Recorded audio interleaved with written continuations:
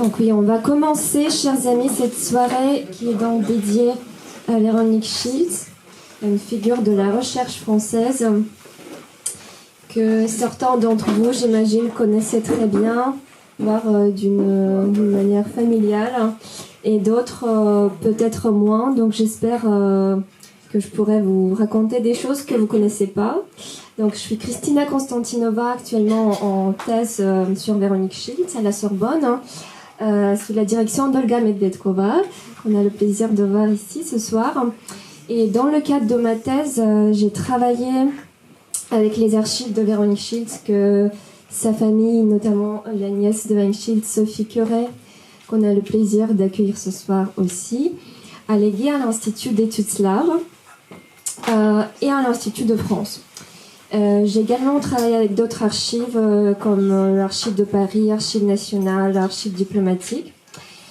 Et en même temps, cette soirée, elle est née de mon ressenti qui est apparu au fil des divers entretiens que j'ai pu mener avec les personnes ayant connu Véronique professionnellement, personnellement, amicalement, et au cours desquels j'ai eu l'impression de reconstituer au-delà des archives un écho humain de sa vie. Donc il s'agit d'une chercheuse qui a une vie formidable, dans le sens qu'il y a une diversité de choses à raconter, de son parcours professionnel, mais également de son parcours personnel, et ce depuis l'enfance.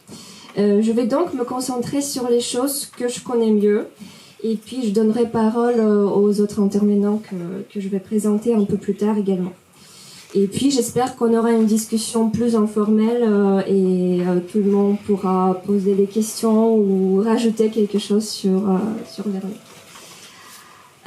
Donc oui, je vais commencer par le début. Donc Véronique Shields, née en 1942 à Châteauroux dans l'Indre. Elle est la fille de Raymond Shields et d'Anne-Marie Thomé. L'histoire de sa mère est relativement méconnue.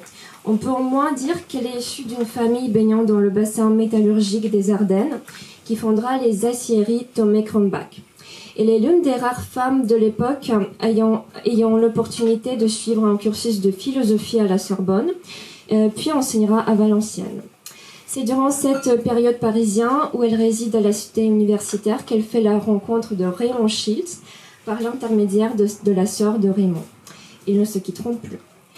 Raymond Shields, né en 1902, est alors un étudiant passionné de linguistique à l'École normale supérieure, après avoir été élève au cadre de Louis-le-Grand à Paris. Il côtoiera au sein de sa promotion à l'ENS plusieurs personnalités qui deviendront des figures de leurs disciplines respectives, à l'image du philosophe et écrivain célèbre Vladimir Jankélévitch ou de Pierre de Vambès. Pierre de Vambès, historien de l'art grec, conservateur au chef du département des antiquités grecques et romaines au Louvre, restera proche de la famille toute sa vie. Étant petite, Véronique a souvent accompagné son père pour rendre visite à de Vambès dans son cabinet au Louvre, et on peut se douter que ces visites ont pu générer une certaine vocation pour l'antique. Mais revenons à Raymond Shields. Donc, en 1925, il reçoit l'agrégation des lettres, puis prépare une thèse sur Henri Heine. Germaniste, il enseigne à l'Institut français de Vienne. Pardon ? Non. Une thèse sur Henri Heine. Pardon, j'ai décidé de le prononcer à la française. Tant pis. Donc oui, germaniste, il enseigne à l'Institut français de Vienne jusqu'en 1938, période durant laquelle d'ailleurs le couple Shields se mariera lors d'un voyage à Rome. Dans le contexte de l'Anschluss, il décide de retourner avec sa famille en France, où il occupera successivement plusieurs postes de proviseur de le secondaire. Son passage au lycée Champollion à Grenoble est particulièrement notable. Il y dirige aussi le centre pédagogique régional, qui est en charge de la formation des enseignants du second degré, dans lequel il créait un enseignement de la langue russe, avec succès un certain retentissement dans l'éducation nationale. Véronique Shields et sa sœur Catherine assisteront à certains de ses cours comme auditrices libres. L'enseignement de la langue russe en France connaît après-guerre un renouveau et se développe en parallèle de la reprise des échanges culturels entre les deux pays. Raymond Schiltz est ensuite nommé proviseur au lycée Louis-le-Grand en 1955, puis finira sa carrière administrative en tant qu'inspecteur général de la fonction publique à partir de 1968. Sa famille l'a alors suivi à Paris, et Véronique, ainsi que sa sœur aînée Catherine, entrent au lycée Fénelon, où elle est l'une des rares étudiantes à suivre les cours de langue russe. J'ai une photo de groupe de classe de Véronique et vous pouvez la voir ici à la gauche avec son sourire magnifique.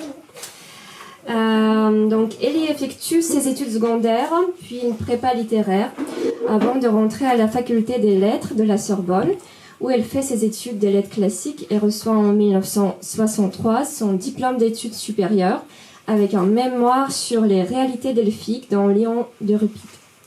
Sa vocation pour l'Antiquité se concrétise, mais reste encore dans la voie traditionnelle des études hellénistiques. L'année suivante, elle est reçue à l'agrégation de lettres classiques et commence son affectation au lycée de jeunes filles de Pontonnier à Strasbourg. Mais j'aimerais revenir pour quelques instants sur ses années au lycée Fénelon et plus particulièrement à l'été 1958. L'été de sa première aventure en Union soviétique. Donc, lycéenne de 16 ans, elle participe à un voyage au célèbre camp de vacances soviétique Artek, situé en Crimée. Une autre photo de groupe des jeunes filles à l'Artek. C'est sans doute la période la mieux connue de sa vie grâce au journal qu'elle y tient. J'ai une photo de ce petit journal avec son écriture un peu lisible. J'y ai passé pas mal d'heures. Pour vous dire que la première thématique de ce journal, c'est la baignade. Et je vais citer quelques passages. Jeudi 31 juillet, c'est vraiment très difficile de se réveiller. Enfin, on y arrive. Douche, puis lignейка, puis petit déjeuner, lit, répétition. Vendredi 1er août, réveil très difficile, on est décidément très bien dans un plumard. Pour vivre heureux, vivez couché. Quand je peux enfin ouvrir tout à fait les deux yeux, les autres se sont déjà lavés et baignés dans la mer.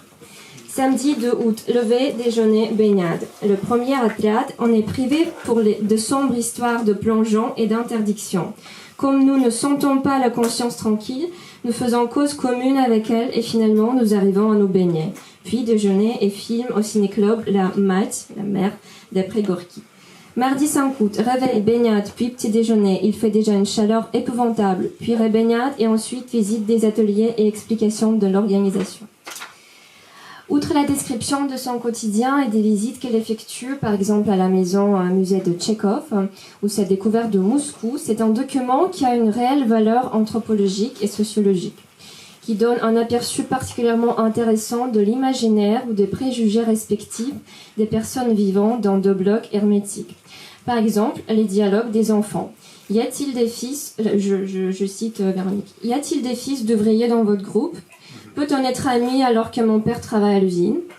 Y a-t-il beaucoup de chômeurs en France ? De son côté, Véronique révèle tous ceux qui la marquent dans ce nouveau paysage. Il est également un aperçu jour après jour à des rencontres des pionniers soviétiques durant cette année qui se voulait internationale et qui suit une restructuration du camp mise en place les années précédentes. Au retour de ce voyage, qui a semble-t-il confirmé son engouement en plus de la baignade pour cet espace culturel, elle intègre le foyer catholique franco-russe aux Deux Ours. Récemment fondé dans le quartier latin par les pères Paul Chalel et Bernard Dupire, il a vocation à permettre aux étudiants russisants d'apprendre et perfectionner leur connaissance de la langue et de la culture russe. Le foyer organise des rencontres culturelles, des espaces de débat thématiques ou encore des dîners permettant de déguster la gastronomie de l'Est et l'apprécier parfois en compagnie d'une musique traditionnelle. Un journal satirique et humoristique, Dejurная Gazeta, est également publié par ses membres à partir des années 1970, où la culture russe s'exprime avec légèreté.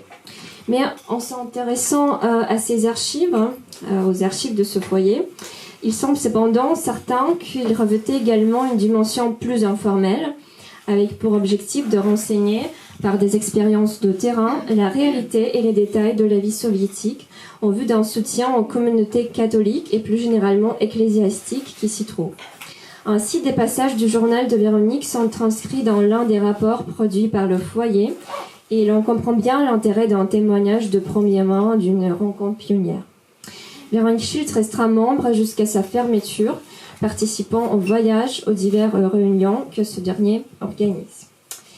Mais revenons à Strasbourg en 1964. En étant enseignante au lycée à Strasbourg, elle commence à suivre parallèlement les enseignements de l'archéologue Pierre Mandry. Ce dernier, helléniste spécialisé dans le rapport entre la Grèce antique et l'Orient, devient son directeur de recherche avec qui elle entreprend sa thèse intitulée « L'art scythe et les arts du Moyen-Orient antique ». Le sujet était original et novateur en France.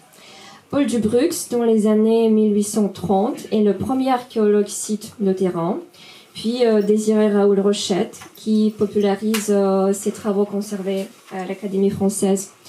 Suivant les évolutions méthodologiques du XXe siècle, le Salomon Reinach, puis Edmond Potier, conservateur au Louvre, apporte une rigueur nouvelle à ce champ d'études.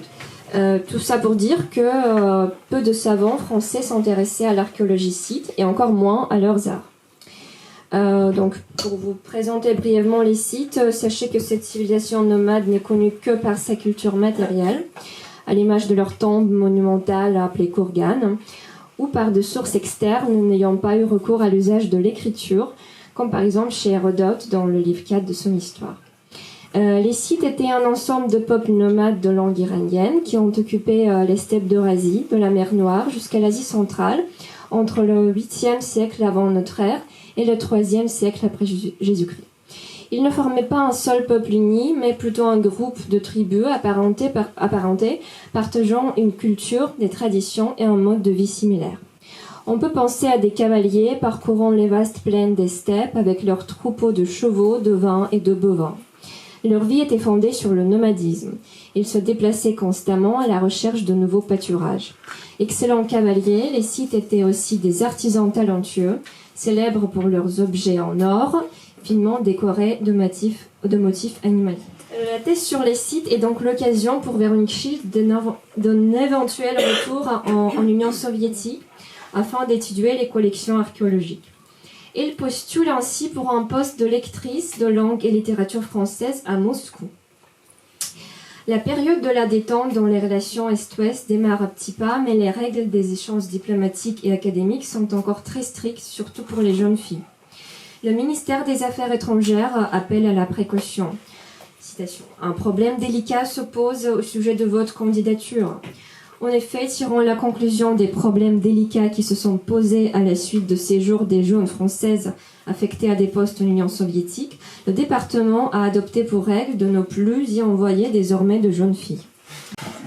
Toutefois, avec l'intervention de son père et le soutien de son université à Strasbourg, elle obtient une réponse favorable. Donc, on passe aux années à Moscou. Véronique Schultz passe donc les 2 années suivantes à Moscou. Elle envoie à ses parents ce qu'elle qualifie elle-même lettres fleuves, des lettres très détaillées avec la description des impressions moscovites et ses activités quotidiennes. Elle réside le premier mois de son arrivée dans la résidence universitaire. La première impression, je ne le cache pas, est d'un point de vue matériel vraiment défavorable. Logement minuscule à l'université dans un bloc de 2 chambres avec toilette et douche commune. Étant donné que je fais mes cours près du Kremlin, 1 heure au moins de bus, c'est peu commode. Je me débat au maximum pour avoir un hôtel si possible central et j'ai assez bon espoir, écrit-elle dans sa première lettre à ses parents. Elle commence presque aussitôt à donner ses cours à la faculté des lettres. Elle enseigne la langue et littérature française aux étudiants de 4e et de 5e année. Parmi les auteurs qu'elle lit avec eux, Chabrol, Voltaire, Roland, Aragon, Thorez, Mauriac. Grâce à de bonnes relations avec la directrice de son département, elle parvient à réunir tous ses cours sur 2 jours, lui permettant de libérer le reste de la semaine pour ses recherches relatives au site. Mais elle se trouve rapidement rattrapée par l'intense vie culturelle de Moscou, avec ses sorties restaurants, spectacles, cinéma, exploration des alentours de la ville. Après un mois de vie à la résidence universitaire, elle déménage à l'hôtel Varsovie, à 100 mètres de l'ambassade française, qu'elle décrit comme récent et confortable. Pourtant, elle fait une remarque importante sur la réalité soviétique. Je repense qu'à l'hôtel, il va falloir que je tienne compte du fait qu'on fera ma chambre, dans le sens agréable et désagréable du mot. L'ambassade française sera l'un des lieux qu'elle fréquente le plus, au sein duquel elle parvient à lier des contacts à Moscou, mais qu'il introduit également à un environnement d'une grande richesse culturelle. Lors de nombreuses soirées qui y sont organisées, elle rencontre les acteurs, les hommes politiques, ainsi que les archéologues importants pour ses recherches, tels que Vladimir Blavatsky et Daniel Schlumberger. Les discussions culturelles occupent une très grande place dans ses lettres et permettent de connaître les œuvres qu'elle découvre au cinéma, au théâtre ou à l'opéra. Vu un film de Donskoy sur la mer de Lénine, très édifiant et sucré. Cendrillon de Prokofiev au Bolchoï, Les armes mortes de Gogol, La fuite, ou plutôt La course de Bulgakov, le fascisme au jour le jour. Pardon. La fuite. Oui, La fuite, je la cite, hein. C'est une citation. Le fascisme au jour le jour de Rome, avec des bandes authentiques de l'époque. Le sacré printemps au Bolchoï. Passionnée par l'art, elle visite également des peintres et des collectionneurs. J'ai eu une semaine particulièrement riche, en particulier en visite chez des peintres et des collectionneurs, à l'atelier de Sveshnikov, un des meilleurs peintres actuels dont les gravures plus encore m'ont emballé. Puis chez la veuve du Grand Falk, qui possède des œuvres d'art magnifiques, moitié icônes, moitié peinture russe, et l'autre, contemporaine, des Chagall, Kandinsky, Max Ernst, Van Dongen, Kiriko, pour ne citer que les plus renommés. Outre d'innombrables promenades à Moscou et ses alentours, elle effectue divers voyages au sein de l'Union soviétique. Elle va à Novgorod, à Ouglitch, à Rostov, à Kiji, sur le lac Onega, ou encore aux Pays-Baltes. Elle découvre également la Finlande voisine. Ses amis les plus proches sur place sont Nikolai Kishilov, historien de l'art et restaurateur d'icônes, sa femme Anne Carive, traductrice, amie française de Véronique depuis sa scolarité au lycée Fénelon, et Vilmir Imanov, historien de l'art et africaniste. Elle souhaite rejoindre Nikolai Kishilov dans une expédition icône, mais des problématiques liées à sa condition d'étrangère l'en empêchent. Outre le milieu de l'art et de l'archéologie, elle est intéressée par les cercles littéraires de Moscou et de Leningrad. Elle va régulièrement à Peredelkino. En février 1967, elle rencontre Irina Emelianova, fille d'Olga Ivinskaya, avec laquelle elle va nouer une amitié qui continuera à Paris lors de l'émigration de cette dernière en 1985. Son futur lien avec Joseph Brodsky s'y dessine également. Hier, chez moi, conversation très instructive sur les courants actuels de la littérature avec Prigonov et Vinogradov qui connaissent parfaitement le Moscou et le Leningrad littéraire. Nous projetons de faire coïncider les dates d'un prochain séjour à Leningrad, ce qui me permettrait de rencontrer grâce à eux notamment le jeune poète Brodsky, qui est compté comme le meilleur de la jeune génération. Schiltz et Brodsky vont se rencontrer en avril 1967 à l'occasion de la soirée d'anniversaire de Lev Prigonov, l'acteur, ami de Joseph Brodsky, et deviendront très proches par la suite. Dans une lettre du 26 avril, Véronique demande à sa mère, qui doit bientôt lui rendre visite à Moscou, de lui ramener un recueil de poèmes de Brodsky, paru en 1966 aux éditions du Seuil. Elle précise « Livre qui n'est pas compromettant, mais qu'il est inutile cependant à afficher à l'arrivée. » Elle demande aussi les recueils des poètes anglais, Edwin Arlington Robinson et Andrew Marvell, les auteurs que Brodsky était en train de traduire à ce moment-là, ainsi qu'un blue jean de garçon TA46 américain, sans doute pour Brodsky également. Et on va encore revenir à leur relation un peu plus tard. Une belle photo de Véronique Schiltz et Joseph Brodsky à Leningrad. Durant cette période moscovite, les observations et réflexions sur le quotidien soviétique dont elle fait part à ses parents dans sa correspondance vaut la peine de s'y attarder. Une analyse ethnographique pleine de légèreté donnée à lire. Elle décrit les gens populaires dans les trains, dans le métro, évoque particulièrement leur appétit pour le savoir, raconte ce qu'ils lisent, les livres se vendent comme les glaces. Elle distingue notamment les auteurs français, Balzac, Stendhal, Hugo, Romain Rolland, France, Barbus, Zola. À côté de cela, les étudiants connaissent Baudelaire, Apollinaire, Éluard, Sagan. On trouve tout ça à la bibliothèque Lénine, mais je n'ai pas pu savoir si tout ce qu'on y propose est accessible librement et facilement à tous. De manière générale, elle constitue une réflexion sur le communisme. Au bout de ces quelques jours, la Russie me fait l'impression suivante. Le problème n'est pas tant celui du communisme en action que de la Russie. L'expérience communiste ne peut pas finalement être jugée à travers la Russie. Il y a pour beaucoup de choses une continuité d'esprit frappante entre le régime tsariste et le régime actuel. Et on imagine mal la Russie sans un régime libéral et dictature pour dictature, ou plutôt, n'exagérant rien, régime fort pour régime fort. Celui-ci a bien des avantages et les efforts pour rendre les citoyens sains et moraux, de corps et d'esprit, sont sûrement coupables, si infantiles et agaçants que cela nous paraisse à nous Français. La Russie est une gigantesque école de scoutisme perpétuel. Ceux qui ressortent de la masse sont brimés.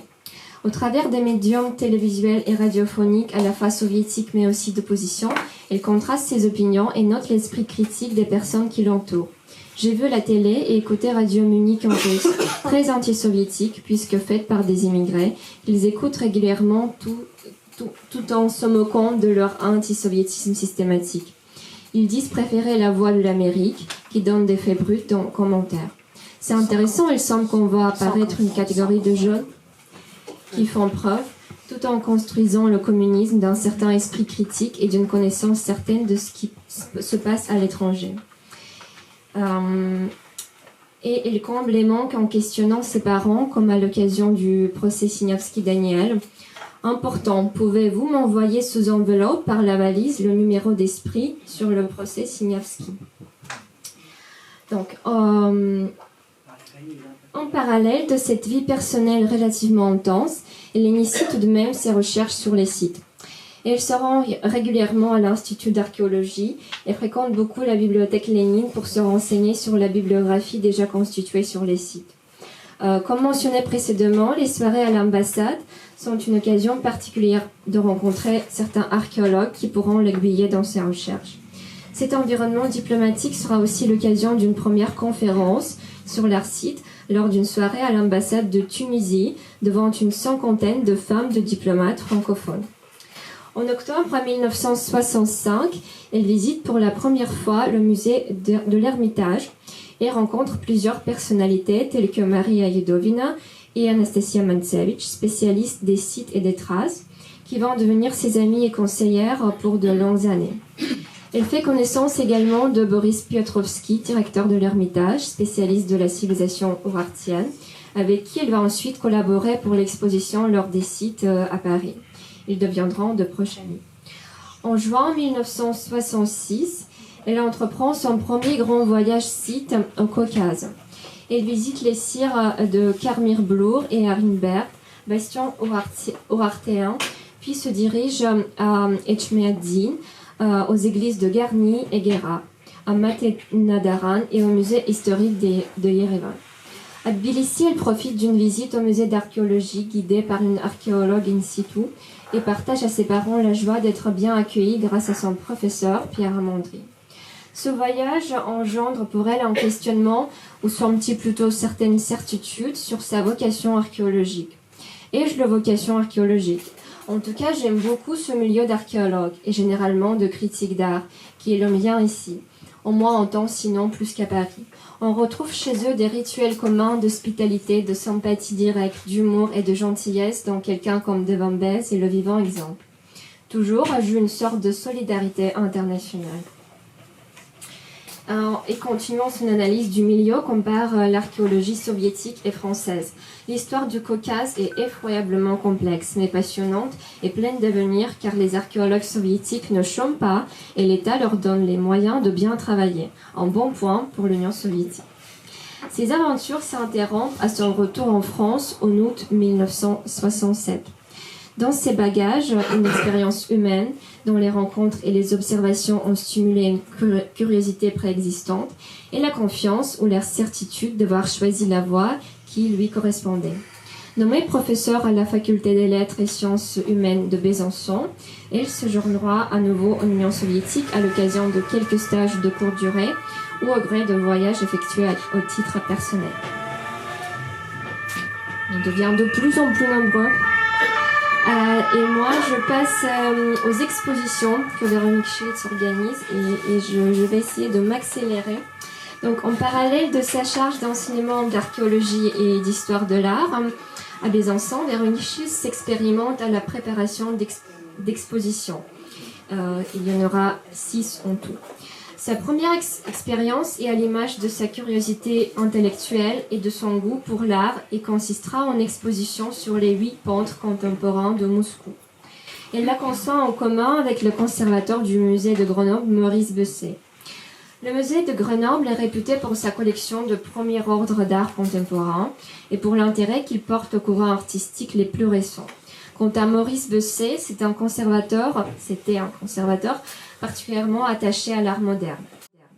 Donc la volonté commune est de présenter au public français l'aperçu de l'art soviétique contemporain, mal connu en Occident, tout en prenant garde à construire, je cite, une manifestation artistique et surtout pas politique. 8 peintres sont retenus. Alexandre Karitonov, Dimitri Krasnopevtsov, Vladimir Nemoukhin, Dimitri Plavinsky, Oskar Rabin, Boris Sveshnikov, Anatole Zverev et Vladimir Weisberg. Une problématique, le choix des œuvres se limitait à celles se trouvant en Occident. Le rôle de Véronique Schiltz était ainsi crucial. Elle s'occupait de la sélection des toiles et des contacts avec les prêteurs et peintres qu'elle connaissait personnellement, pour certains grâce à ses années à Moscou. Si jamais vous avez l'occasion de feuilleter le catalogue qu'on n'a pas ici aujourd'hui, alors l'introduction très poétique est également rédigée par elle, même si pour des raisons de précaution, son nom n'y figure pas. L'exposition eut un grand succès, comme le note Besset. Nous avons compté 7000 visiteurs, ce qui est satisfaisant pour une ville de 400 000 habitants. Et les échos dans la presse ont été très favorables. Igor Kolomstok a fait une conférence en russe suivie d'une très longue discussion à laquelle ont participé les enseignants et les étudiants de slavistique. Et cela a été un très grand succès. Et je passe à la deuxième exposition beaucoup plus ambitieuse et qui contribua à distinguer Véronique Schiltz comme spécialiste de l'art site. Donc, sa fameuse exposition L'Heure des sites qui a eu lieu à l'automne 1975 au Grand Palais. Son amitié avec Boris Piotrowski a aidé à réaliser ce projet, négocié pendant de nombreux mois entre ce dernier et Pierre Cognam, le directeur du Louvre. Ce projet s'inscrit également dans le contexte de la présentation l'année précédente à Moscou de la Joconde. En réciprocité, la France accueille pour cette exposition quelques 200 pièces. Choisies dans les trésors d'or de l'Ermitage et de la Laure de Kiev, ils sont donnés à voir au public français pour la première fois. Parmi les objets exposés, les fleurons de la Kunstkamera, collection créée par Pierre le Grand au début du XVIIIe siècle, mais aussi des objets récemment découverts, tels le grand pectoral de Tolstoï-Mogil, ou encore le tapis de sel en feutre rouge de l'Altaï. Le rôle de Véronique y était majeur également. Elle s'est occupée du choix des œuvres, participa aux discussions entre la France et les soviétiques. La mise en œuvre du catalogue était également de son fait. Son premier texte sur le sujet de l'art animalier cite « L'art des steppes et le style animalier » y est édité et prélude symboliquement à la monographie sur l'art site qui sera éditée 17 ans plus tard chez Gallimard. L'exposition eut un énorme succès et devint l'événement culturel majeur de l'année pour les Parisiens ainsi que pour les étrangers de passage. Je voulais montrer quelques pièces de cette exposition. On a le catalogue de l'exposition ici. Peut-être on peut passer quelques beaux images des appliques en forme des animaux surtout. Et là, vous voyez une photo de princesse Margaret du Royaume-Uni qui a visité l'exposition accompagnée par Véronique Schild. D'autres expositions consacrées au peuple nomade, cette fois sur les Thraces et les Sarmates, suivront dans les décennies suivantes. L'une à Montréal, lors des cavaliers Thraces, trésors de Bulgarie, et l'autre sur les Sarmates, lors des Sarmates, nomades des steppes dans l'Antiquité, à l'abbaye de Daoulas, en France. J'aimerais toutefois m'arrêter brièvement sur l'exposition que Véronique Schild organise à Caen, en Normandie. À l'image de celle de Grenoble, cette exposition met à l'honneur les œuvres méconnues de l'art russe conservées au musée de Noukous, en Ouzbékistan. Véronique Schild aimait profondément voyager en Asie centrale. C'est le catalogue qui fait le bruit. Et entretenait de nombreux liens, tant scientifiques que personnels. Les circonstances précises de la naissance de ce projet restent mal connues, mais en 1997, le Conseil régional de Basse-Normandie, installé à l'abbaye aux Dames de Caen, accueille une sélection d'œuvres de 42 artistes issus de la collection d'Igor Savitsky. En privilégiant la période des années 1920-40, Véronique Schild entend prolonger le dialogue engagé avec l'exposition L'avant-garde russe 1905-25, organisée à Nantes 4 ans plus tôt. Parmi les artistes présentés figurent notamment Lubov Popov, Robert Falk, Mikhail Kourzine, Elena Koravay, Rovim Bazel, Viktor Ufimtsev, Mikhail Sokolov, Igor Savitsky, Maximilian Voloshin et Ludmila Bakulina. J'invite également ceux qui s'intéressent à cette exposition à feuilleter ce magnifique catalogue qui contient notamment un texte de Véronique Schild intitulé « L'utopie à l'épreuve du réel », offrant un éclairage précieux sur les enjeux artistiques et historiques de ce projet. Lors des Amazones, organisées en 2011 au musée Cernouchki à Paris, mérite également une attention particulière. Cernouchi, oui, pardon, on me corrige. À l'image de l'exposition lors des sites présentée 36 ans plus tôt, elle offre au public français la joie de redécouvrir l'art et les trésors des peuples sites. Pourtant, presque aucun objet n'est repris d'une exposition à l'autre. Cette fois-ci, Véronique Schild fait le choix de présenter des œuvres provenant de musées régionaux, alors largement méconnus non seulement du public français, mais aussi du public russe. Les collections exposées sont prêtées par les musées d'Azov, de Krasnodar, de Rostov-sur-le-Don, de Novotcherkassk, de Taganrog, ainsi que par le musée d'histoire des Cosaques du Don. L'exposition explore les liens entre les peuples des steppes eurasiatiques et le mythe grec des Amazones, ces guerrières légendaires que les auteurs antiques situaient souvent dans les régions septentrionales de la mer Noire. Il ne s'agissait pas de prouver l'existence historique des Amazones, telles que les imaginaient les Grecs, mais plutôt de montrer comment certaines découvertes archéologiques, notamment des sépultures de femmes inhumées avec leurs armes, ont pu contribuer à l'émergence et à la persistance de cette tradition légendaire. Les recherches sur les sites que Schild mènera dans les décennies suivantes auront comme concrétisation 2 ouvrages.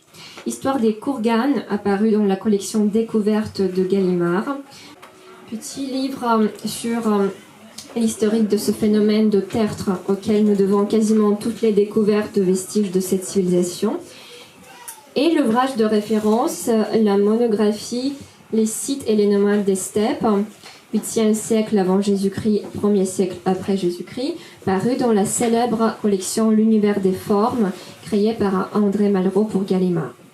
Ce dernier apporte un savoir encyclopédique sur la civilisation scythe et son art dans tous ses aspects. Et j'aimerais revenir vers le sujet de Joseph Brodsky. Donc, parallèlement à ses activités scientifiques et curatoriales, Véronique Schild mène un important travail de traduction et de diffusion de l'œuvre de Joseph Brodsky en France. Nous avons déjà évoqué les circonstances de leur rencontre à Moscou en 1967. Après l'émigration de Brodsky en 1972, leurs liens se renouent, cette fois au-delà des frontières soviétiques, et se transforment en une profonde et durable amitié. Joseph Brodsky dédiait à Véronique Шильц plusieurs poèmes, parmi lesquels «Прощайте, мадемуазель Вероника», «Октябрьская песня», «Барбизон террас», «Шорох акации» et «Персидская стрела». Le plus célèbre est sans doute «Прощайте, mademoiselle Véronica», que le poète considérait lui-même comme l'un de ses meilleurs poèmes. Un autre poème, La flèche persane, évoque une flèche que Véronique Шильц lui avait rapportée d'une campagne de fouilles archéologiques. Le poème «В Рождество все немного волхвы», à Noël chacun est un peu roi mage, lui a également dédié. Véronique Шильц étant née le 23 décembre, à la veille de Noël. En 1985, ils effectuent ensemble un voyage à Istanbul. De ce séjour naît l'essai Putешествие в Стамбул, le voyage à Istanbul, que Brodsky dédie également à Véronique Шильц. 3 ans plus tard, celle-ci en réalise la traduction française avec Laurence Dièvre pour le premier recueil d'essais de Joseph Brodsky publié chez Fayard. Il séjourne également fréquemment à Venise. Véronique Šilc devient ainsi la traductrice de son célèbre essai vénitien Watermark, ensemble avec Benoît Curé, qui est là ce soir, rédigé à l'origine en anglais, traduit en français sous le titre Aqua Alta et publié en russe sous le titre Nabережные стены. En 1987, Véronique Šilc accompagne Brodsky à Stockholm lors de la cérémonie de remise du prix Nobel de littérature. Elle assure ensuite la direction éditoriale de 2 recueils de poèmes de Brodsky publiés chez Gallimard en 1987 et 1993, réunissant des traductions réalisées par plusieurs grands slavistes et traducteurs français, parmi lesquels Michel Le Couturier, Georges Niva, Hélène Henry, André Markovitch et Véronique Šilc elle-même. À la mort du poète en 1996, c'est en grande partie grâce à ces démarches que son inhumation peut avoir lieu à Venise, au cimetière de Saint-Michel. Les documents permettant de retracer la relation entre le poète et la chercheuse sont aujourd'hui conservés à l'Institut d'études slaves, au sein du fonds d'archives Véronique Šilc Joseph Brodsky, que j'ai eu le plaisir de décrire et numériser il y a 1 an. On arrive vers la fin.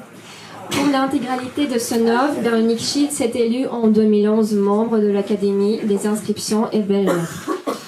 En 2018, sous la coupole de l'Académie, Véronique Šilc prononce un discours de rentrée dédié à la mémoire de Gilbert Lazare, sous-titré « Défense et illustration d'un féminin nomade ». Elle y présente sa vision d'un féminin nomade à travers l'observation d'œuvres sites qu'elle commente et plus largement y expose une ode tant à la différence qu'à la complémentarité des êtres qui composent les sociétés qui se succèdent, un appel féministe à la raison, à la compréhension que la formation de l'amour et d'harmonie ne peut se trouver que dans un tout, qu'il ne peut y avoir une pièce sans un revers et une face. Rétrospectivement, on peut se laisser dire, je voulais donner quelques citations de ce discours que je vous invite à écouter et même regarder parce qu'il y a un enregistrement. Bien mieux, nous sommes du coup invités à discerner en chaque chose 2 facettes, l'une sédentaire, l'autre nomade. Ainsi, l'intelligence, enracinée dans la raison, serait sédentaire, mais l'esprit, qui vagabonde, nomade. La politesse, assujettie à des règles fixes, serait sédentaire. La courtoisie, plus flexible et qui sait s'adapter, nomade. L'envie serait sédentaire, le désir nomade. L'ironie sédentaire, l'humour nomade, et ainsi de suite. La femme serait-elle la face nomade de l'homme? Que toute forme de discrimination, d'injustice, de violence à l'encontre de personnes de l'autre sexe, aussi bien d'ailleurs qu'activement du même, soit dénoncée vigoureusement et à combattre inlassablement, ne saurait faire le moindre doute. Encore faut-il ne pas confondre justice et égalité, équité et parité. Les langues meurent, les insectes et les abeilles disparaissent, les oiseaux se font de plus en plus rares. Prenons garde, femmes, hommes, tous ensemble, à sauvegarder le masculin. Ne faisons pas de notre pays une nouvelle Lemnos. Toute différence est par définition source d'inégalité. mais nos dissemblances n'ont pas, tant s'en faut, que des inconvénients. Sédentaires ou nomades, masculins ou féminins, que vivent l'altérité, la complémentarité et les joies qu'elle procure. Ce serait bien de s'arrêter sur cette citation. Véronique Schiltz s'était tente le 4 février 2019 à Paris. J'aimerais montrer encore quelques photos que m'a partagé son ami très proche Vladimir Térébenine, le photographe de l'Ermitage, qui a fait beaucoup de photographies pour les catalogues, pour les ouvrages sur les sites. Donc là, on voit Véronique Schiltz à Minousinsk pendant son voyage archéologique, en expédition archéologique avec Konstantin Tchugunov. Et la dernière photo, Véronique Schiltz et les enfants mongols. Je vous remercie pour votre attention.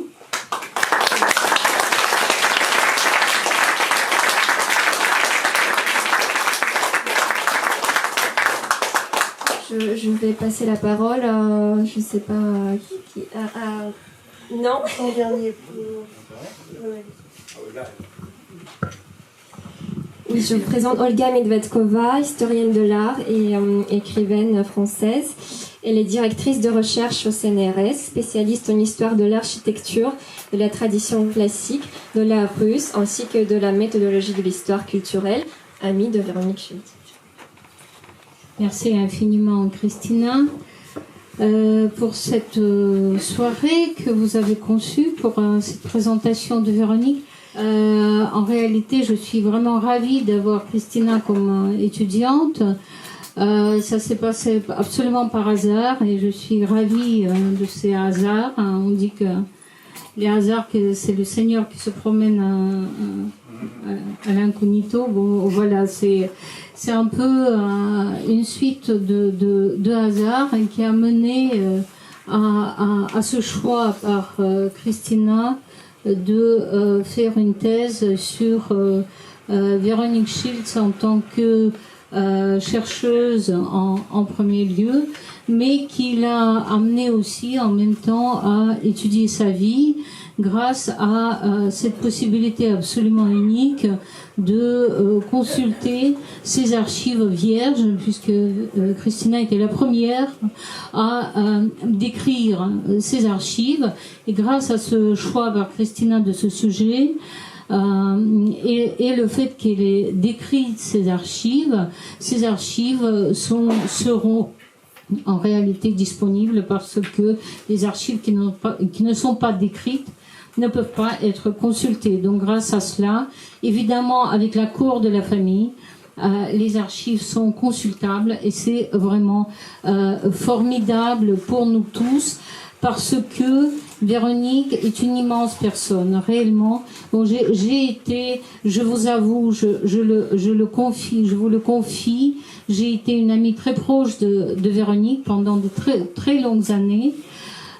C'était la première personne que j'ai rencontrée à Paris quand je suis arrivée en 91, et Véronique a participé à l'édition de mon premier livre que j'ai publié en France en 91 chez Citadel et Masno. C'était un volume sur l'art russe, le premier depuis l'art russe de Louis Réau. Et Véronique a écrit la préface de cet ouvrage, et elle a traduit aussi l'un des 3 chapitres sous un pseudonyme, Catherine Astroff. Véronique a écrit beaucoup de choses et a traduit beaucoup de textes sous pseudonyme. Alors à la Bibliothèque nationale, au catalogue de la BNF, il y a plein de personnages comme Catherine Astroff. Et vous imaginez bien sûr que ça fait K.Astroff, catastrophe. Donc Véronique adorait ce principe grec du masque. C'est une citation d'un poème de Brodsky. Le principe греческий принцип маски, n'est-ce pas? Véronique adorait ce jeu littéraire, ces amusements littéraires, tout à fait dans le style de personnages qu'elle aimait, de cette vie littéraire, vie artistique qu'elle aimait. Et la première fois, je l'ai rencontré à la présentation de cet ouvrage par les Citadelles à Paris en 91. Et c'était une personne immense spécialiste, incroyable intellectuelle, mais c'était aussi une femme qui était capable de mettre quelqu'un comme moi, qui avait 26 ans, et qui venait pour la première fois en France, immédiatement à l'aise. C'était incroyable. Par un jeu de quelques mots appropriés, intelligents, quelques mots bien placés, elle m'a mis immédiatement à l'aise. Et depuis ce jour, depuis 91, elle est devenue mon amie, en grande partie ma guide intellectuelle dans le milieu parisien. Et c'est une personne qui me manque peut-être le plus. Donc j'ai du mal à parler aujourd'hui. Il y a deux personnes dans le monde académique et intellectuel français qui me manquent énormément. C'est Véronique et mon maître académique, Jacques Revel. Et ces deux personnes qui se sont d'ailleurs rencontrées à la soutenance de ma thèse, qui me manquent toujours énormément. Donc j'ai du mal à en parler. Je suis ravie que c'est maintenant Christina qui en parle, qui porte le drapeau. Christina qui ne l'a pas rencontré, mais par un jeu de hasard, je répète, elle a su hériter de cet intérêt et finalement de cette passion pour cette figure. Alors qu'est-ce qu'il y a chez Véronique de si intéressant et étonnant? Bon, je suis pas la meilleure personne pour en parler parce que je l'aime énormément. Mais je pense que c'est quelqu'un qui a su vivre par-dessus les frontières, par-dessus les frontières géographiques en premier lieu, par-dessus les frontières dans sa vie académique, parce que c'était l'une des premières hellénistes françaises à étudier la périphérie du monde hellénique. Par-dessus les frontières, le rideau de fer entre le monde occidental et le monde soviétique, a organisé ces extraordinaires expositions, mais aussi par-dessus les frontières du temps. C'était vraiment une personne à traverser les frontières. Et c'était quelqu'un qui n'était pas seulement une très grande helléniste, et aussi latiniste d'ailleurs, mais c'était quelqu'un qui vivait la culture antique de l'intérieur. C'était son quotidien. Un jour, on était au café avec Véronique, à côté de l'école normale à Langres. Et tout à coup, je la vois apercevoir une amie, elle lui fait un signe, elle s'approche de cette amie, et tout à coup, elle commence à rire. D'un rire énorme, immense, d'un grand plaisir de rire. Je comprends que l'une a cité en grec une phrase d'une comédie de Plaute. Et c'était tout à fait Véronique, et c'était tout à fait son entourage. C'est quelqu'un pour qui la poésie de Plaute, c'était écrit hier. C'était quelqu'un qui traversait les frontières du temps. Elle était absolument nourrie de cette culture antique. C'était pour elle une réalité, la dernière modernité. Les dernières informations à la radio étaient moins contemporaines qu'une phrase de la poésie de Plaute. Et je pense aussi que dans sa façon de nourrir des amitiés, c'était quelqu'un qui était profondément hellène, ou en tout cas, elle nourrissait cette amitié dont parle Cicéron dans son petit essai de l'amitié. L'essentiel de ce texte de Cicéron est que l'amitié est quelque chose d'absolument désintéressé. C'est ça le plaisir. L'amour est intéressé, l'amitié est désintéressée. Et l'amitié apprend à l'âme humaine de se lier à l'invisible. C'est incroyable. Et je pense que Véronique, elle nourrissait ce genre d'amitié, totalement désintéressée. Et quand elle arrivait à arranger quelque chose pour ses amis, à leur rendre des services, à les aider, elle le faisait toujours en cachette. On l'apprenait beaucoup plus tard. Je continue à apprendre certaines choses. c'est cette amitié que je lui dois. Et je suis ravie, vraiment profondément ravie qu'aujourd'hui, cette amitié s'est transformée en cet exercice académique que maintenant Christine amène, ce travail académique. Elle va soutenir sa thèse, j'espère. Et j'espère aussi que cette thèse va un jour se transformer en un livre, en biographie de Véronique Schiltz qu'on lui doit. Voilà. Merci.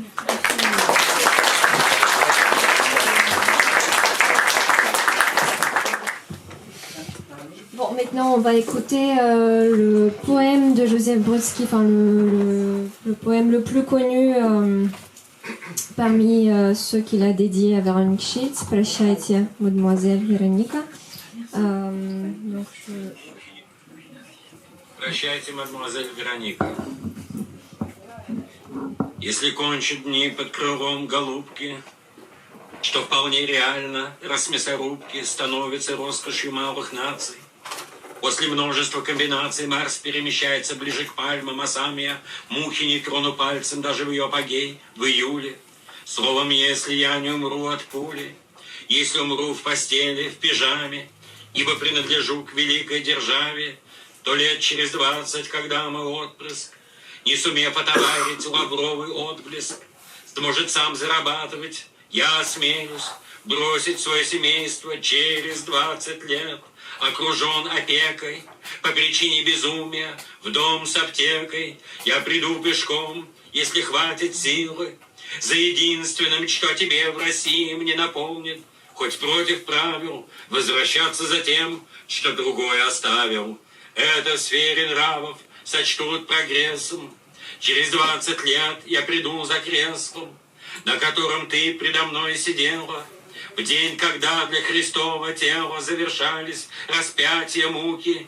В 5-й день страстной ты сидела, руки скрестив, как Буанапарт на Эльбе, и на всех перекрестках белели вербы. Ты сложила руки на зелень платья, не рискуя их раскрывать в объятия.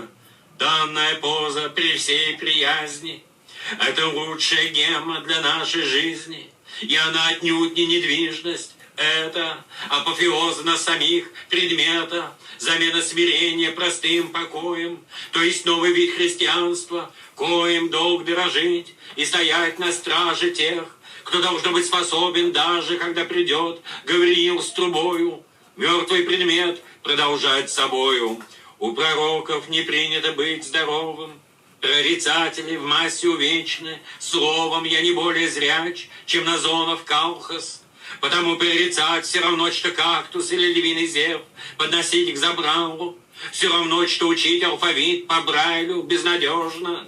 Предметов, по крайней мере, на тебя, похожих на ощупь в мире, что называется, кот наплакал. Каковы твои жертвы? Таков оракул.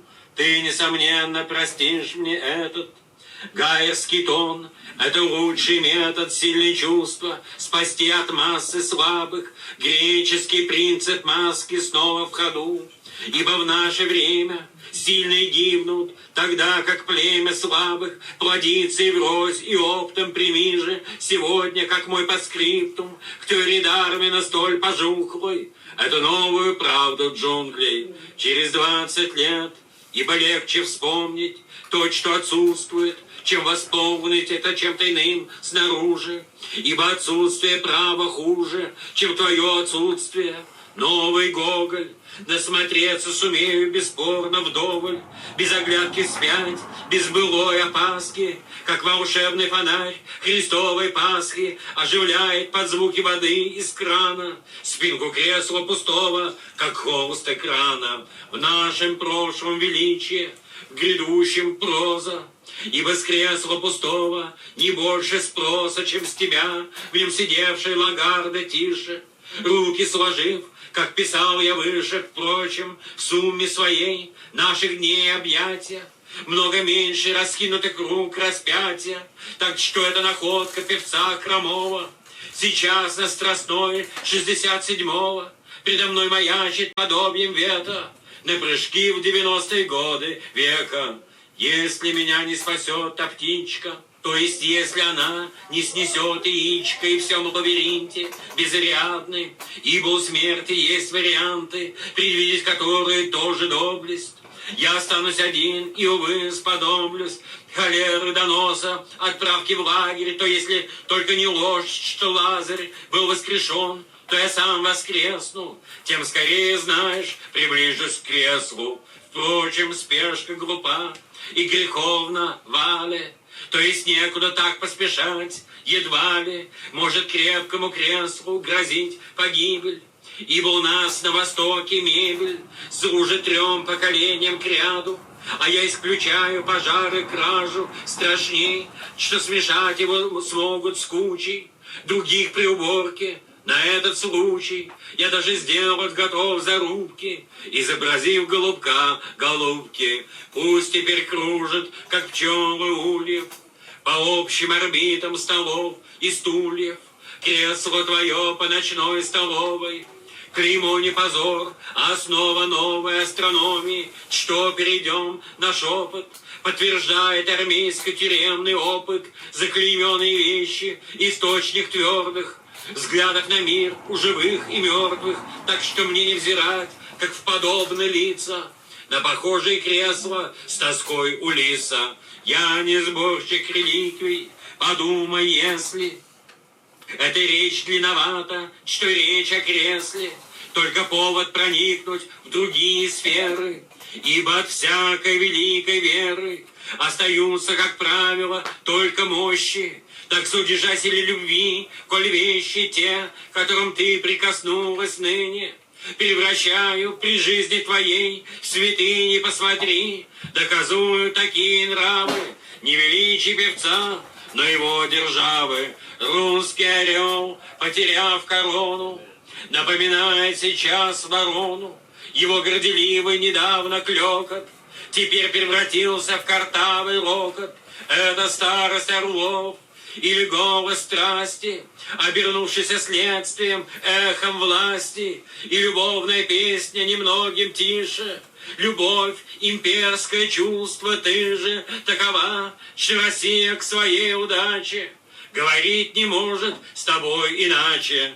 Кресло стоит и вбирает теплый воздух прихожей, стояк за каплей, падает капля из крана скромно, стрекочет будильник под лампой, ровно падает свет на пустые стены и на цветы у окна, чьи тени стремятся за раму продлить квартиру. И вместе все создает картину того в этот миг, и вдали, и возле, как было до нас, и как будет после. Доброй ночи тебе, да и мне не бденья. Доброй ночи стране моей, для сведения личных счетов со мной. Пожелай оттуда, где посредством верст или просто чудо ты превратишься в почтовый адрес. Деревья шумят за стеклом, и абрис крыш представляет границу суток. В неподвижном теле порой рассудок открывает в руке, как в печи, заслонку, и перо за тобой бежит вдогонку. Не догонит по елику ты, как облак, то есть облик девы, конечно, облик души для мужчины. Не так ли, муза? В этом причины и смерть союза, ибо души бесплотны. Ну что ж, тем дальше ты от меня не догонит, дай же на прощание руку. На том спасибо, величава наша разлука, ибо навсегда расстаемся. Смолкает цитра, навсегда ни слова, а вправду цифра чинули, когда мы зарастем травою, перекроют эпоху и век с лихвою.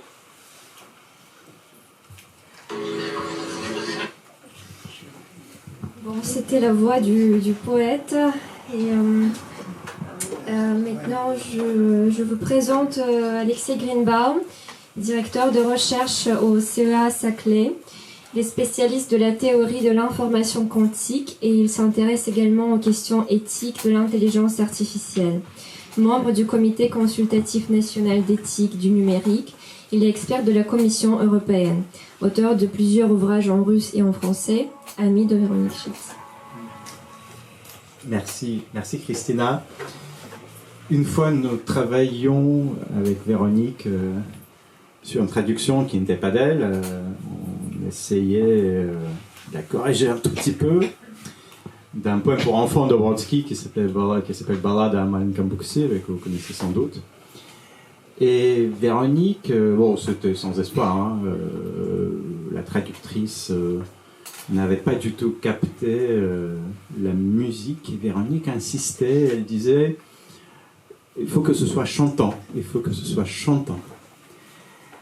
Et je me suis dit, en regardant en arrière, un peu moins qu'Olga, mais quand même une vingtaine d'années de notre amitié et de nos dialogues, que finalement, en Véronique, il a toujours existé cette mélodie chantante qui, alors, que Brodsky a appelé un tout petit peu Geierski Ton, comme vous l'avez entendu, qu'elle appelait elle-même tantôt l'ironie sédentaire, tantôt l'humour nomade, et tout cela m'a amené à écrire quelques lignes au moment où elle nous a quittés. Je vais tout simplement en 3 minutes vous les lire plutôt que en place et lieu de discours. C'est une petite éloge funèbre. Cet éloge funèbre commence par une autre éloge funèbre. Éloge funèbre mis par Véronique Schiltz elle-même en ouverture d'un volume dédié il y a quelques années à la mémoire d'un collègue. Commence par une rapide et belle ekphrasis qui se présente, elle le dit elle-même, comme des tesselles d'une mosaïque qui, pourtant, malgré ses myriades d'abacules, fait sens. Si Véronique était séduite par cette image d'une vie emplie de lumière et de reflets, de mosaïque, c'est que la sienne aussi se dessine au plus juste, non en travers un prolixe panégyrique de quelques hagiographes académiques, mais en une palette de rapides souvenirs, comme ceux que nous entendons aujourd'hui. Bien plus qu'une helléniste saisie par les étranges sauvageries des steppes, Véronique a su suivre le tias triomphal du dieu à la panthère, jusqu'à l'autre bout de la route de son commerce, à la fois la route de la soie, par ses intérêts d'archéologue dont Christina a parlé, et celle tracée depuis la seconde sophistique. Nous avons parlé de Plaute, mais pas encore de la seconde sophistique, dans et au-delà des mots qui mènent cette route au renversement spectaculaire de toutes les significations usuelles. Et plus qu'une fois, Véronique m'avait rappelé l'importance de lire Lucien de Samosate. Pour paraphraser Lucien, qu'elle connaissait si bien, et qui vraiment était la source de son Geierski Ton, Véronique mettait dans ses œuvres discursives, dans ses introductions aux volumes, au catalogue, ainsi que dans ses essais universitaires et dans ses traductions, la chaleur, comme dit Lucien, la chaleur qui fut celle de Dieu. La comparaison avec Prométhée est même trop rapide et modeste, mais Véronique modelait ses œuvres, non pas en argile bien sûr, mais en or, celui des Scythes. Et Lucien, qui dissimulait le rire de la comédie sous le sérieux de la philosophie. Je pense que cette formule s'applique très bien à la mélodie chantante de Véronique. Alors Lucien reste très ironique devant l'idée de se comparer avec un Prométhée ou autre personnage antique, mais donnant au lecteur à goûter de cette métaphore jusqu'au jus. Il compare Lucien dans un passage que Véronique connaissait, aux allures dionysiaques, épicé à la Sarmate, son art a des os cachés sous la graisse. Et vous voyez, ça c'est l'ambivalence entre le sédentaire et le nomade de Véronique. Comme Lucien, Véronique cache quelque chose sous le sérieux de ses textes savants, comme Lucien. Elle en donne une formule culinaire, plus savoureuse que celle du Syrien, mais tout aussi divine, comme la rigueur d'un philologue frotté à bonne école, l'âpreté d'un raisin restait vert, comme elle disait, l'âpreté d'un raisin restait vert, ce mélange aux excès périaux des loukoum stambouliotes, dont vous avez entendu quelques mots tout à l'heure. Et c'est dans cette synthèse, dans ce mélange, que Véronique trouve ce qu'elle admirait toujours chez les autres et ce qu'elle appelait, avec sa précision scientifique et son autodérision lucide et complexe, c'est cette formule, l'exacte succulence des melons du Ferghana. Comme ces melons, toujours immortels, mais pas par leur chair, l'exacte succulence des melons de Ferghana. Et donc, comme ces melons, Véronique nous attendra sur les routes des hommes et des monomades que, vous voyez, depuis 7 ans, nous tissons sans elle. Et puis, depuis 2000 ans, sans le sien. Mais ce fil, cette lignée, va encore continuer à se tisser.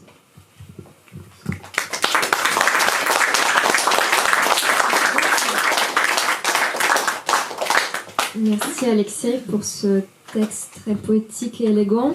Je passe la parole à Sophie Queret, historienne, professeure d'histoire contemporaine à l'université Paris-Cité, spécialiste de l'histoire de la Russie, du communisme, des relations Europe-Russie et de l'histoire politique des archives, et nièce de Véronique Schiltz également. Alors, je vais vous infliger quelques croissements, je suis vraiment désolée de ma voix, mais rassurez-vous, ça sera bref, et ce n'est pas non plus ma voix habituelle. Ce sont quelques microbes venus de l'Est. Alors, je voulais tout simplement commencer par remercier Mélanie et la librairie de leur accueil. Véronique était très attachée à Nikita Alexevitch Struve et à ce lieu et à ce qu'il représentait dans l'histoire de la culture russe à Paris et ailleurs. Et puis merci aussi d'être là. C'est la mémoire vivante de Véronique qui est ici présente par ses amis, mais aussi elle est présente par ses archives et par son œuvre. Et c'est ça qui est extrêmement frappant. Alors bien sûr, il y a la thèse de Christina, mais au fil du temps, Véronique est aussi présente, par exemple, tout récemment dans un article sur la traduction de Brodsky et autres d'Hélène Henry, ou encore je lisais un article d'un collègue de Leibniz sur les relations Ukraine-Europe à travers leurs expositions. Et au fil de cet article en anglais, dans le texte, je vois citer Véronique, grande dame, en anglais dans le texte, grande dame de la recherche sur les sites. Donc son œuvre, elle est là, et c'est vrai que dans son CV académique que j'ai regardé pour l'occasion, elle reprend un classement très sage, mais qui ne dit rien, et Olga l'a dit, de son don pour briser les frontières. Quel est ce classement? Le monde des steppes et l'Orient. Elle commence par le monde des steppes, puis l'Antiquité classique, puis l'histoire de la Russe, puis la traduction littéraire, et enfin, très rapidement, elle indique quelques varias. Et évidemment, tout Véronique est dans tous ces varias. On le sait tous et toutes ici. Qu'est-ce qu'elle passe sous silence? Elle passe sous silence tout ce par quoi elle a rayonné par ailleurs de ses travaux académiques, sa participation par exemple au Panorama de France Culture, où sa voix a marqué tant d'auditeurs à la radio, et qui révélait semaine après semaine son humour, sa curiosité et aussi son amour de la langue. Alors j'ai replongé, alors c'est vrai que c'est un peu étrange, indiscrètement dans ses archives électroniques, et notamment dans ces fichiers qu'on adore, ces fichiers qui s'appellent VRAC. Alors qu'est-ce qu'il y a dans le VRAC? Il y a des jeux de langue, il y a la langue française, il y a la langue russe, mais aussi l'argot russe, toutes sortes de fichiers sur l'argot. il y a le turc, il y a des palindromes, il y a des anagrammes, il y a des charades, il y a des monsieur et madame ont un fils. Et donc c'est son appétit de la langue, mais aussi son appétit tout court, puisqu'il y a de nombreuses recettes de cuisine.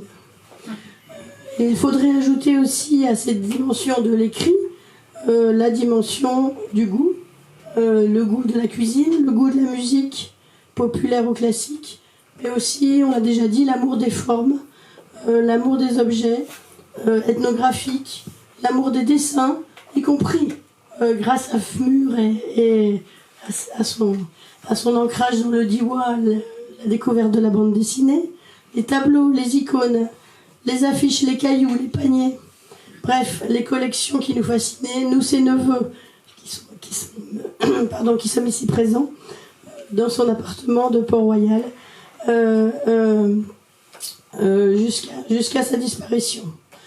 Alors, Olga l'a dit mieux que moi, Véronique s'inscrivait dans l'histoire longue d'une antiquité sans frontières.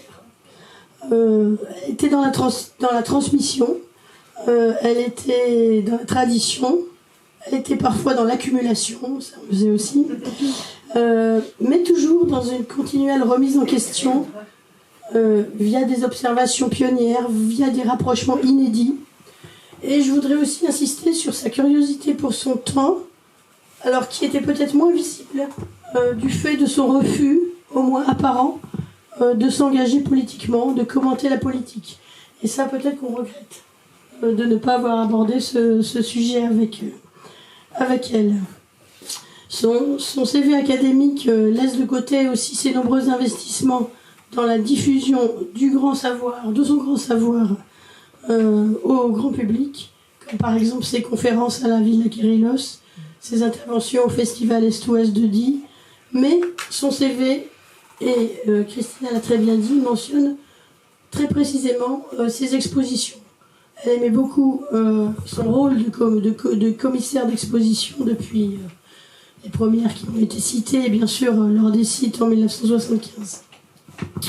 Alors, parmi les écrits qu'on a retrouvés, qui mériteraient, à mon avis, d'être relus et aussi d'être réédités si c'était possible, je voudrais juste terminer en disant que j'étais extrêmement frappée, et vous comprendrez bien pourquoi, récemment par un texte qui s'appelle « L'Ukraine retrouvée ». Texte écrit pour l'exposition de Montréal « Trésor des steppes d'Ukraine » en 1998, à laquelle Véronique avait participé. En moins de 10 pages, Véronique démolit en douceur et en style tous les clichés sur l'Ukraine, qui est, écrit-elle, bien autre chose qu'une province russe. Elle parcourt l'histoire de l'Ukraine du mammouth paléolithique à l'indépendance retrouvée de 1991, en passant bien sûr par les Kourganes et les Cosaques. Elle rend un bel hommage à Kiev, qu'on devrait d'ailleurs, en bonne logique, je la cite, appeler de son nom ukrainien de Kiev. Kiev la superbe, dévalant vers le Dniepr, Kiev noyé dans la verdure, méridionale déjà par sa lumière et sa douceur de vivre. Parcourant avec son lecteur l'exposition de Montréal, elle terminait, sans surprise, par l'art gréco-scythe des steppes, nomade et, comme elle disait, bilingue, gréco-scythe. Et je la cite pour terminer. La leçon majeure qu'il nous apporte, donc cet art gréco-scythe, est celle-ci. Plus que le simple reflet de la société qui le produit, l'art est ce qui la réconcilie avec le monde qui l'entoure, avec le mode de vie qu'elle mène. L'art est en somme ce qui nous permet de survivre.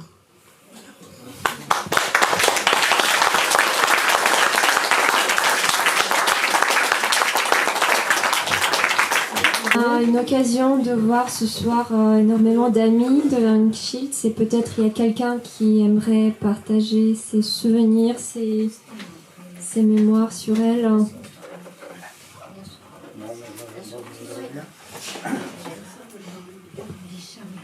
Merci, merci beaucoup Christina. J'étais ami de Véronique, mais j'ai appris beaucoup de choses grâce à vous, parce que je la connaissais plutôt comme personne que comme chercheuse. Et donc, vous avez fait vivre encore plus, disons, cette personne qui est inoubliable. Inoubliable, je me souviens, peu de temps hélas avant sa mort, elle disait quelque chose comme « Voilà, les immortels aussi meurent ».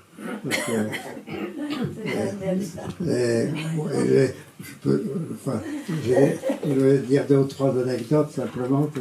Je me souviens qu'on m'avait raconté, vous avez parlé de ses voyages en Russie. Une fois, elle a visité une église avec des amis russes. Et ils se sont attardés dans l'église et on a fermé la porte de l'église. Ils se sont retrouvés enfermés. Alors quand la police est arrivée pour les libérer, elle était très inquiète parce qu'en tant qu'étrangère, elle était dans un endroit en tout cas qui n'était pas autorisé tellement aux étrangers. Et heureusement, elle avait son petit billet d'entrée à l'université qui est en russe. Et quand ils ont vu le nom de Shields, ils n'ont pas du tout pensé qu'elle était étrangère. Ça pouvait être très bien un nom allemand, russe, on va dire.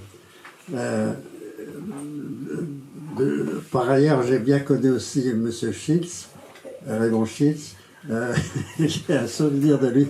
J'étais à Champollion, au lycée Champollion à Grenoble, et un jour il est venu rendre visite à la classe, enfin au professeur. Moi je crois que c'était nous, les élèves qui étions visés, et c'était, entre nous, c'était comme un éléphant, M. Shields, il était énorme, et il s'est assis à côté de moi.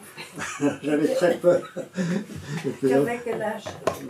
Je sais pas, je devais être en 5e, 4e, je sais pas, un truc comme ça. Et après, je l'ai retrouvé à Louis-le-Grand, où j'ai fait un cours à un moment donné, un cours de russe. Elle était proviseur aussi. Voilà, enfin, je ne vais pas m'attarder, parce que il y a sûrement d'autres personnes qui veulent dire des choses. Mais enfin, voilà. Je vais passer le microphone. Je vous remercie en tout cas de tout ce que vous avez apporté. Est-ce qu'il y a encore quelqu'un qui aimerait dire quelques mots? Sinon, on peut continuer la discussion autour du pot que l'on peut faire après si les Je pense gens... qu'on pourrait quand même évoquer sa participation au coup dans la tête sur France Culture. C'est quand même les papous dans la tête. Pardon.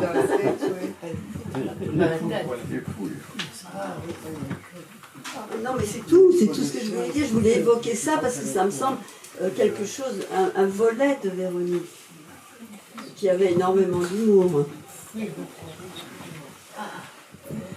Moi, ça va être beaucoup plus prosaïque. J'ai fait du ski avec Véronique quand j'avais 20 ans. Elle skiait comme une déesse. Et en plus de ça, elle était d'une générosité extraordinaire. Elle était tout le temps attentive aux autres. J'ai passé une semaine au sport d'hiver avec elle. Elle se mettait en 4 pour tout le groupe. On était 7 ou 8 dans un appartement. Et elle était d'une gentillesse avec votre mère, Catherine, qui avait loué cet appartement à Serre-Chevalier. Et alors c'était merveilleux parce qu'elle était pleine d'humour, elle avait toujours des tas de choses à raconter et d'une générosité incroyable. Et elle avait une voix merveilleuse, particulière.